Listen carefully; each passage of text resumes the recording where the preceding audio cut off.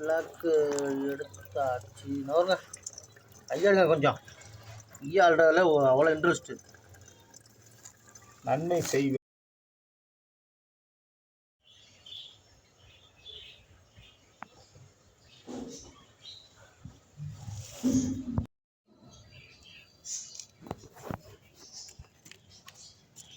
அப்புறம் மூடி போட்ட பிறகு ஒரு வாட்டி ஏற்றுரு. அந்த அடப்பை எடுத்துட்டு புது மேனுவல் போட்டு சரி பண்ணி கொடுத்துட்ருக்கோம்.